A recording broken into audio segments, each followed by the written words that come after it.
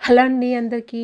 ఈరోజు మనం క్యాబేజ్ గట్టి పకోడీ చేసుకుందాం. అందుకోసం ముందుగా కట్ చేసుకున్నటువంటి క్యాబేజ్, అందులోకి శనగపిండి, బియ్యపిండి, ఉప్పు, తగినంత కారం అండ్ అలాగే ధనియాల పొడి, కొద్దిగా పసుపు, కొంచెం అల్లం వెల్లుల్లి పేస్ట్ కూడా వేసుకోవాలండి.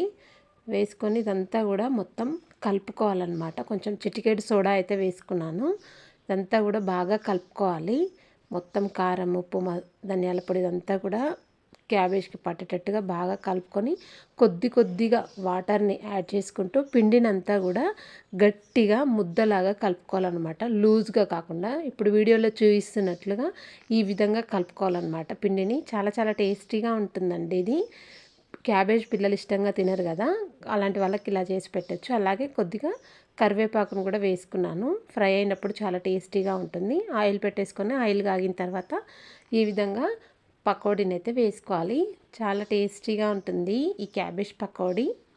మీరు ట్రై చేయండి. పిల్లలకి స్నాక్గా కూడా తినొచ్చు, ఈవినింగ్ స్నాక్గా పెట్టొచ్చు. చాలా టేస్టీగా ఉంటుందండి.